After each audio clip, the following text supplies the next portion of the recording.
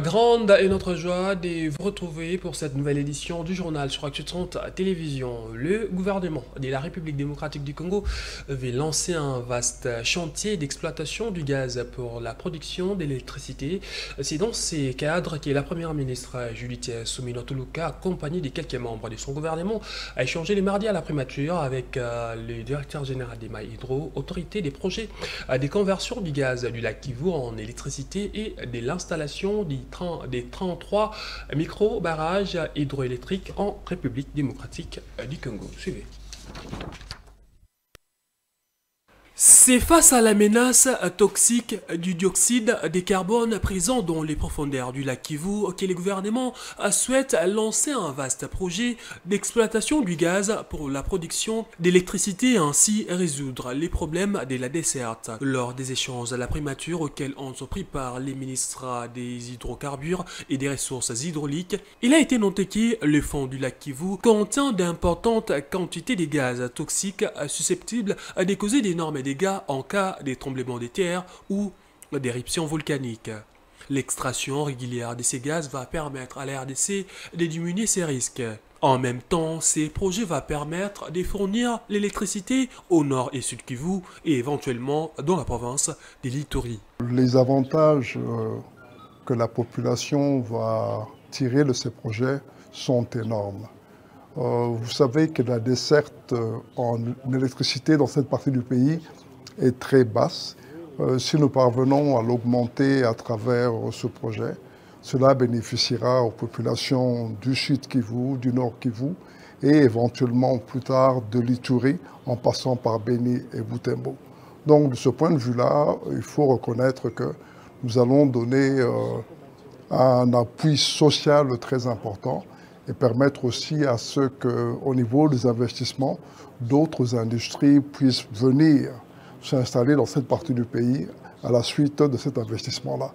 Je pense que cet investissement aussi contribuera, nous le souhaitons, à ce que les populations, la jeunesse, soient plus occupées dans ce genre de travaux et que cela nécessairement aura un impact sur le niveau de sécurité que nous vivons aujourd'hui dans la partie est du pays. Donc nous espérons que de ce côté-là, le soutien du gouvernement sera entier pour nous permettre de réaliser notre projet. Autre sujet évoqué lors de ces discussions est l'installation des micro-barrages hydroélectriques dans 33 sites répertoriés à travers le pays, dont l'objectif notamment de lutter contre la fracture énergétique grâce aux ressources hydrauliques. Dans un contexte marqué par l'approche imminente de la saison de pluie et les défis persistants liés à l'insalubrité, le ministre des Finances Doudou Fwamba appelle la population quinoise à soutenir les efforts d'assainissement de la capitale congolaise. Cet appel a été formulé à l'issue d'une séance de travail tenue le mardi avec le gouverneur de la ville de Kinshasa, Daniel Bumba Lubaki. Cette séance de travail entre les ministres Doudou Fwamba et Daniel Bumba s'inscrit dans le cadre des orientations du président de la République qui fait du rayonnement de la ville de Kinshasa un enjeu majeur de ce quinquennat. Le gouvernement a été mandaté pour envisager des subventions et des transferts à la ville afin de la rendre plus propre et mieux structurée qu'elle ne l'est aujourd'hui. Donc la démarche a été bien reçue auprès du ministre des Finances qui est justement aligné là-dessus par l'accompagnement justement de cet appui par le gouvernement central. Et nous sommes très contents parce que au sortir d'ici, le ministre nous a assuré et promis qu'il déjà il y aura un appui au titre d'assainissement, il y aura un appui au titre de curage des rivières parce que nous allons commencer d'ici là la saison de pluie et il y a des pluies torrentielles qui commencent, nous estimons par cet appui les Quinois seront à l'abri. Le gouverneur Daniel Bumba a présenté lors de cette rencontre les chaussées urgentes nécessitant une réhabilitation immédiate telles que les avenues Kabinda, Asosa, Kalembelembe et Bokassa. Les programmes de réhabilitation incluent plusieurs artères principales de la ville, totalisant 27,28 km. La ville nous a présenté des chaussées urgentes qu'il faut réhabiliter. Nous avons retenu l'avenue Kabinda, l'avenue Asosa, l'avenue Kalembelembe et d'autres segments de la ville qui nécessitent, dont Bokassa également. qui nécessitent une réhabilitation urgente. Au nom du gouvernement, pris l'engagement avec l'ensemble des services spécialisés du ministère des Finances, dont notamment le bureau central de coordination, le BCECO, d'apporter à la fois notre expertise en tant qu'au pouvoir central, mais également notre appui à la ville pour la réhabilitation de ces voies d'accès rapide au centre-ville et ces voies qui vont désengorger et alléger les embouteillages que nous constatons sur la voie publique. La rencontre a également permis de discuter des modalités de l'intervention du gouvernement central, notamment sur la priorisation de projets et la mise en place des nouveaux indicateurs de performance pour assurer une meilleure gouvernance des infrastructures urbaines. Le gouverneur de la ville, Daniel Bumba Lubaki, a également échangé avec le bourgmestre des 24 communes de Kinshasa et une délégation des entrepreneurs japonais. Il était question pour le numéro 1 de la ville de présenter son plan d'action, mais aussi solliciter l'implication de tous pour la réussite de ces opérations. Son Excellence. Déterminé à mettre fin à l'insalubrité dans la capitale congolaise, le gouverneur Daniel Bumba Lubaki a reçu d'abord les bourgmestres des 24 communes de la capitale congolaise. Cette rencontre avait pour objectif d'appeler à l'implication de tous les bourgmestres dans l'opération coup de poing en vue de l'assainissement de la ville. Daniel Bumba a également fait part à ses hôtes de sa vision pour lutter contre l'insécurité dans la ville, avant de présenter les programmes d'action quinquennale du gouvernement provincial dénommé Kinshasa et Zobonga. Dans sa communication, son Excellence, Monsieur le gouverneur de la ville, a bien voulu demander au bourgmestre que nous sommes notre implication dans l'opération coup de poing qu'il a lancée il y a quelques jours. En tant que les responsables de nos entités, son Excellence a bien voulu que nous puissions l'accompagner dans cette opération-là pour que dans un bref délai, Kinshasa puisse changer. Deuxième audience, le gouverneur de la ville a échangé avec une délégation des entrepreneurs japonais conduite par le représentant directeur de l'Inspire Africa Association. Cette délégation a promis un accompagnement à l'autorité urbaine dans différents secteurs, dont l'agriculture et l'énergie. Ils sont venus en visite de prospection en RDC, ils étaient au Kasaï, maintenant c'est à Kinshasa, et ils croient qu'ils auront des conclusions qui seront avantageux pour la RDC et pour le Japon. Donc ils sont venus prospecter parce qu'ils n'avaient aucune idée de ce qu'ils pouvaient faire en RDC. Maintenant qu'ils ont eu les informations de la part des autorités, d'abord au Kasaï et puis aujourd'hui par son Excellence Monsieur le Gouverneur qui nous a reçus et dans laquelle nous avons échangé. Et nous croyons qu'avec toute la problématique que le Congo a, nous pourrons apporter une solution. Daniel Bumba Lubaki intensifie des rencontres et stratégies pour la réussite de son programme et de l'opération coup de poing qui vise à assainir la capitale de la RDC. Le ministre de la Justice et garde des Sceaux est arrivé ce mercredi à Mujima, chef-lieu de la province du Kasaï oriental. Constant Mutamba a été accueilli à son arrivée par les vice-gouverneurs de la province, Augustin Moulemena, accompagné de quelques membres du gouvernement provincial. Il a fait savoir que cette visite s'inscrit dans le cadre d'inspecter les conditions carcérales des détenus et lancer officiellement les travaux de construction d'une nouvelle prison. Vulgariser toutes les réformes que nous sommes en train d'entreprendre sous l'impulsion de son Excellence Monsieur le Président de la République, chef de l'État et magistrat suprême, et de son Excellence Madame la Première ministre.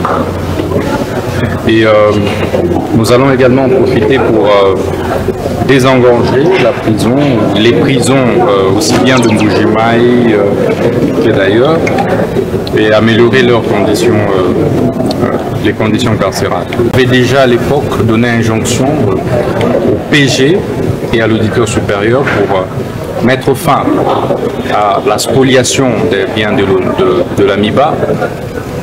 Et je suis venu pour pouvoir me rendre compte de l'exécution des instructions que j'avais dictées à l'auditeur supérieur et au PG de la Cour d'appel du Kasaï oriental. Il est clair que tous ceux qui sont à la base de la spoliation des biens de la MIBA seront déférés devant les instances judiciaires compétentes. Il y aura donc des poursuites qui vont être lancées contre les auteurs de tous les spoliateurs de biens de la MIBA, mais aussi et surtout tous les détourneurs des deniers publics de l'AMIBA et d'autres services. Nous allons également inspecter les différents travaux qui sont exécutés sur financement de l'État. Tous ceux qui se retrouveront comme détourneurs de quelconque projet que ce soit seront arrêtés.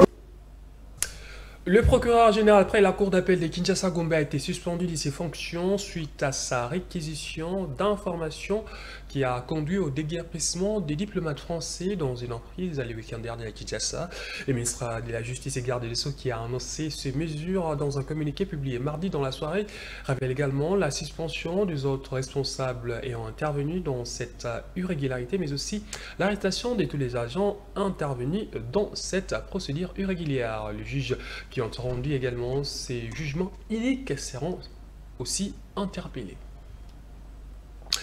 Les tribunaux militaires des garnisons de Kinshasa-Gombe a, dans son verdict rendu ce mercredi à 28 août, condamné à la peine de mort le prévenu Makaba Lubanza, accusé dans le dossier du meurtre de Francine Ntumba et son fils de 24 ans à Kinshasa. Le tribunal a également condamné l'État congolais au paiement à la famille des victimes d'une somme de 150 000 $ américains à titre des dommages et intérêts. Suivez.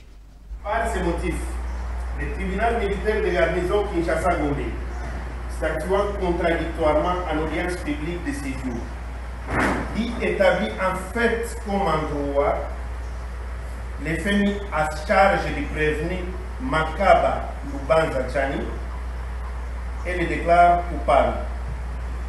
Par conséquent, les condamne comme suit. Pour la prévention des meurtres d'Issière Moukeba Chilombo, Sarif et sa mère Tumba Francine, condamne les prévenus Makaba sans admission de circonstances atténuantes à la peine capitale qui est la peine de mort. Quant à la prévention des dissipations des munitions de guerre, le tribunal condamne les prévenus cités à 10 ans de servitude pénale principale, bien entendu, sans admission des circonstances atténuantes, et faisant application à l'article 7 du Code pénal militaire qui dispose qu'en cas de concours de plusieurs infractions, c'est la peine la plus forte prononcée, les condamne à la peine capitale qui est la peine de mort. Quant à l'action en réparation introduite par toutes les parties civiles dans cette cause, le tribunal déclare leur action recevable quant à la forme et fondée quant à son objet. Statuant S. Aiko et Bono condamne les prévenus Makaba solidairement avec la République démocratique du Congo de payer à chaque partie civile une somme s'élevant à 30 000 $ américains chacune. Dans le reste de l'actualité, le secrétaire général ad interim du parti lumumbiste unifié Palou trouve inopportun l'appel au dialogue lancé par l'opposant Martin Fayulu-Madidi pour la bonne marche du pays. Robert Ngambi qualifie cette proposition des détentes psychologiques. On l'écoute. Parce que nous sommes conscients que le dialogue ne va pas donner une solution militaire. C'est juste une satisfaction, un apaisement psychologique. Mais nous sommes en face de quelle situation de guerre? On en a eu des dialogues. Mais le Rwanda a agressé, infiltré le Congo, ça va faire 30 ans. On a fait le dialogue de cité de l'Union africaine avec l'ancien président togolais, comment on l'appelait, il y a son nom là, vous le connaissez, vous voyez encore. Oui, je vois. Alors, nous avons fait le dialogue des évêques. Vous pensez que ça anéantit le velléité du Rwanda de pouvoir réaliser ses sales besoins sur le territoire congolais? Aujourd'hui, ce que nous avons besoin, c'est de vouloir, cet apaisement est positif, s'il peut s'apaiser psychologiquement, pour comprendre que nous devons aujourd'hui ensemble soutenir le commandant suprême, soutenir nos forces armées pour permettre qu'aucun État africain ne prenne le Congo comme son champ d'entraînement ou de commission de sale besogne, mais que nous devons devenir un État. Un État est garanti par la colonne vertébrale, et la colonne vertébrale d'un État, c'est son armée. Et donc, cette armée qui doit être dissuasive et permettre le pays de pouvoir développer les politiques de développement en y affectant maintenant moins des ressources à la guerre. Donc si je peux saluer, c'est son sens de détente psychologique. Parce qu'il était dans la fureur, il était dans une grande agitation, et maintenant comme il comprend qu'il doit s'apaiser pour qu'ensemble nous puissions regarder le territoire, comment il évolue, et bon, ce sens-là. Mais les dialogues, je ne pense pas que c'est ça qui va nous équiper pour pouvoir mettre fin aux velléités du Rwanda. L'intégralité de cet entretien à suivre tout juste après cette édition du journal dans l'émission à l'écoute avec Jaël Molouaï. Dans la province de l'Ituri, les gouvernements militaires renforcent des dispositions sécuritaires dans les territoires des Mambasa. Cette situation permet à la population d'évacuer librement à ses occupations. La société civile locale encourage l'armée à poursuivre dans ces élan. Le territoire des Mambasa en province de l'Ituri se stabilise chaque jour qui passe. Cette présence des nouveaux dispositifs sécuritaires enchante énormément la société civile dans la zone. Son président Yuma Mugeni encourage l'administration militaire dans l'ensemble pour son souci majeur de sécuriser les populations et leurs biens. Je vis les dispositions militaires vraiment en marche.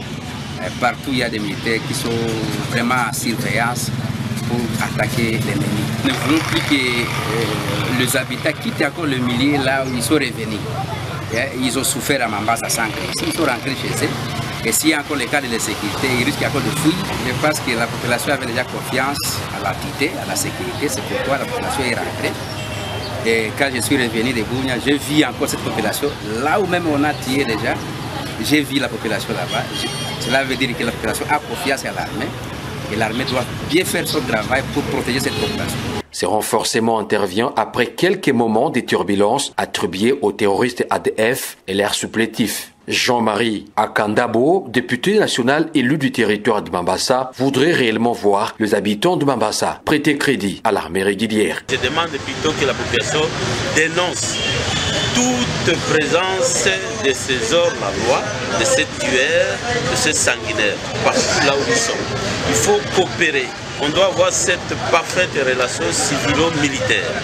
Donc nos peuples doivent informer à nos forces armées pour que ceux-ci prennent des dispositions idoines pour éradiquer. Sous les commandements du lieutenant-général Loué-Onka Chamadjoni, gouverneur militaire, les forces armées de la République démocratique du Congo continuent à traquer les ADF et leurs béquilles dans la profondeur de la chefferie de Babilaba-Kwanza en territoire de Mambasa. Aujourd'hui, grâce à ces opérations, plusieurs otages ont été libérés. Les agriculteurs accèdent à leurs champs sans difficulté et les grandes agglomérations sont entièrement sous contrôle des forces régulières.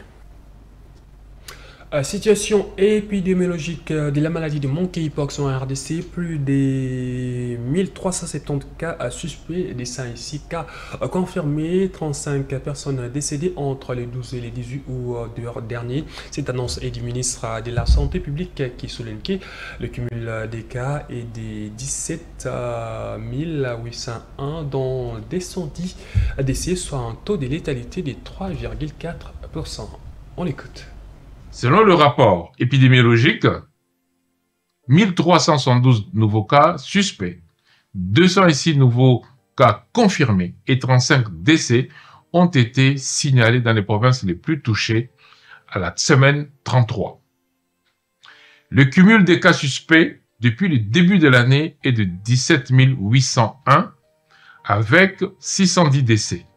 Ceci donne un taux de létalité de 3,4%.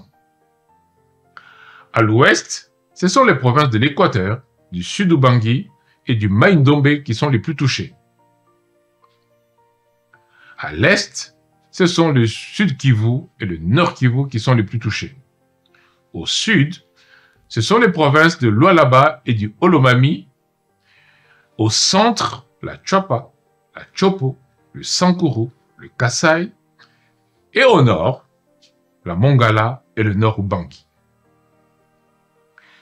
Grâce aux efforts menés par les équipes de riposte déployées dans les différentes provinces et grâce à la mise à jour des données, la qualité des informations sur les cas s'est considérablement améliorée. Par exemple, pour la région de l'Équateur, cette qualité est passée de 38 à 86%. Et pour la région du sud Ubangi, de 47 à 97%. La maladie est bien présente et selon les données probantes, elle peut se transmettre de 3 façons. D'abord d'une personne à une autre, mais aussi d'une personne par contact direct avec des objets contaminés et, comme à l'habitude, d'un animal à un homme. Pour protéger vos proches et lutter contre la propagation de la maladie, il est essentiel de respecter les mesures et gestes barrières. Maintenez une bonne hygiène de main régulièrement. Nettoyez et désinfectez les surfaces et les objets fréquemment touchés, surtout chez vous, quand vous avez reçu des visiteurs. Évitez tout contact non protégé avec les animaux sauvages, en particulier avec des animaux malades ou des animaux morts.